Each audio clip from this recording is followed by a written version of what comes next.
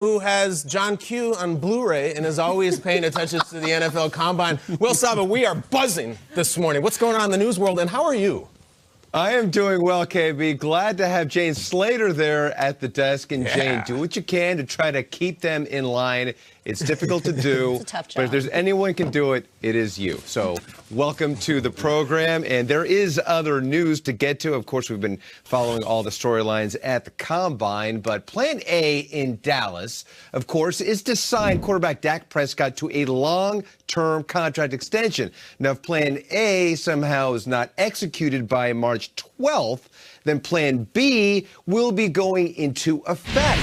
NFL Network insider Ian Rappaport reporting the Cowboys would place the exclusive franchise tag on Prescott, the exclusive part of it signifying the average of the top 5 salaries for the current year. According to Ian, the exclusive tag for QBs this season is estimated to be around $33 million, $6 million more than the non-exclusive tag. More quarterback news for you this morning. The wife of Lions quarterback Matthew Stafford is looking out for her guy, and as such, she wanted to make one thing abundantly clear. Kelly Stafford posting on Instagram a picture of her husband with the caption, "We ain't going nowhere," nor has that ever been a thought. He loves Detroit and the Lions organization. Setting the record straight there. Meanwhile, Andy Dalton's wife hasn't publicly chimed in on her husband's future in Cincinnati, at least not that we know of, but they could be on the move. Rap Sheet reporting there are 3 teams interested in Dalton: the Bears, Colts, and Patriots. Ian adding that if Tom Brady signs somewhere else, the Patriots' backup plan might be Dalton. Now, according to Rap Sheet, there hasn't been any hardcore negotiations between teams and the Bengals. As Tom Brady's future with the Patriots is TBD, to be determined, his top target, wide receiver Julian Edelman, stumping to keep him in New England. How about this?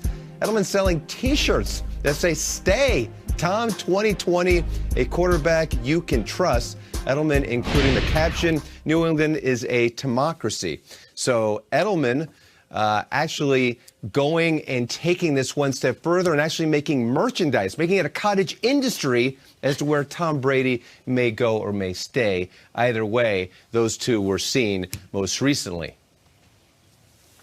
Edelman's our MVP right now. Kind of wacky. He's like the wacky vice president where the president's like, "Shut up, dude. I'm running the country. I got a thing I'm doing here, right? Yes. Stop talking." Yes. That's great. I mean, they had to replace Gronk at some point, right? Yeah. Edelman's really had to step up. That's it. Thank you, Selva. Absolutely. See you soon, my friend. Yep. You know, my dad's name is Tom. Now I feel like I have to go get that. That's a for him. democracy. That's an amazing. Democracy. Now more than ever. My poor dad, though, with 2 daughters in his house, it is not a democracy. No. All right. Well, Julian Edelman and Tom Brady caused a bit of a stir this weekend as they popped up at the Syracuse, North Carolina basketball game. They even appeared to FaceTime Titans head coach Mike Vrabel at one point courtside. And Edelman even mouthed to a TV camera that Brady was coming back at one point. All right, guys. What do you make of this surprise FaceTime and Brady's reaction? I love that this is all we're talking about this offseason. You go first, because I have so many thoughts, but I want to hear the Burleson take on this whole thing. On the FaceTime? Whatever you want, baby. This is an absurd story Saturday. It was an absurd story, and Julian Edelman, realizing the camera is on him, he says Brady's coming back. He said he was trying to make a joke, but here's the thing about Jules. Jules is a lot smarter than he gets credit for. Julian is one of those individuals that understands the landscape of what's going on. He's going to appreciate the fact that people are paying attention. He's going to use this opportunity to get a little bit more light and buzz on. Now, as far as the FaceTime, I'm not a big FaceTime guy. Listen, there's certain things you're supposed to do when you're FaceTiming somebody. One, you got to text them first to make sure that they're in the right situation. I could be in the bathroom. I could be hanging out with the lady. You never know where I'm at. You cool to FT? Question mark. You feel me? I hear that. Just a simple text. And then on top of that, you hop on the FaceTime. If you're like one of my boys who's single, you can't call me talking about, "There's so many girls here. It's going down. Where you at?" Like, nah, I can't do that. Don't do that. Don't get me in trouble right now. I'm good. So FaceTime etiquette 101, you got to make sure that your party that you're calling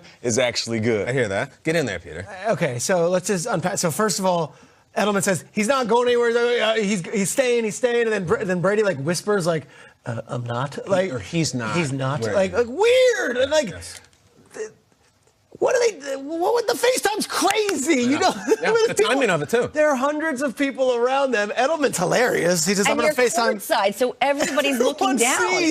I think that thing's going to be a meme where people are going to start photoshopping. And Chris Rose, credit to him for saying this. They're going to start photoshopping like Belichick's face into that phone, anybody's face, Gisele's face into that phone, Ryan Tannehill's face into that phone, Chewbacca mom, Chewbacca mom, the lady with the sunglasses on the phone was all mad. Like it could be anybody. Baby Yoda. Right? Talking about Barbecue Betty? Talking about Barbecue Betty? Yes, she could anybody. Exactly. The Real Housewives cat will be in that phone. But to me, it just adds to speculation. It almost feels clumsy a little bit. Like everything's so orchestrated with Brady and everything's so orchestrated with the Patriots. Like this doesn't feel Patriots. It certainly doesn't feel Brady. But here we are on Monday morning after the Combine, and we're talking about Julian Edelman in a John Wallace jersey. Of all people, what are they doing there? The John Wallace jersey retired. Not one of the great Knicks or anything. Upstate New York? Apparently, Brady and Edelman are friends with a CEO of a company, that actually is based in Syracuse, and they were guests of it, and Jimmy Fallon is too. They were there. But I would have worn a Todd Bergen jersey, a Jason Cipolla jersey, an Adam Shine jersey. They hung John Wallace's jersey right next to Carmelo's. I'm not kidding. It's crazy. I know, John Wallace. So anyway, it's just a very clumsy situation and hilarious for us to discuss. Jane, what do you think? Where do you unpack this? Well, I went straight to the source. I reached out to Mike Vrabel and said, what is all this about? And the text that I got back was just a bunch of old buddies having a laugh. Didn't it look like I was making them laugh? And I'm like, yes. But I don't know if we should all be laughing with you. Are the Patriot fans laughing with you? Because when I saw the odds coming out about Tom going to Tennessee, I thought, no way. Yeah. But the more you think about it, all the people that have houses there in the off season, how it feels like it's a little bit of a looser life for him and Giselle. And given their relationship, Tommy already looks like he's having a little bit more fun out there, a little bit more unrestrained and not as, by the book. And there's a lot of property there for you to put a TB12 facility. Wow. You're going deep, Jay. I went into the rabbit hole on this the other day. It's fascinating to me. Okay. What do you think about that idea? Can we see the video again? Do we have more video? I want to see see them again because honestly, it's awkward theater. Brady seems tight as hell. Front, all right, so Edelman, the classic goofball, next to Fallon is a professional goofball.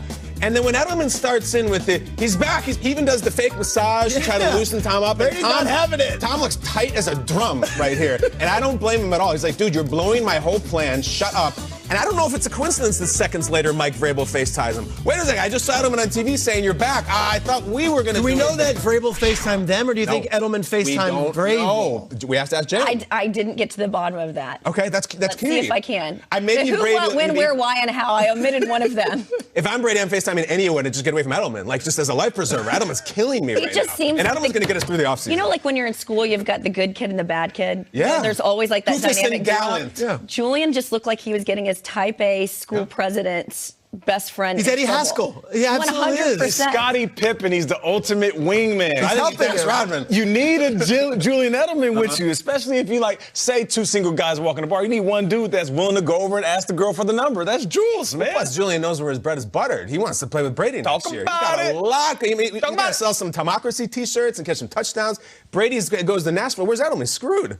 Julian Edelman is the man. Is he, though? Yeah. I mean, I feel like Bill was he's going to churn out the next quarterback. Is he, though? They're going to turn out the next greatest quarterback of all time next year? Teddy Bridgewater's going to go to 9 Super Bowls, guys? Look how we were talking about Tom Brady at the draft. Yeah.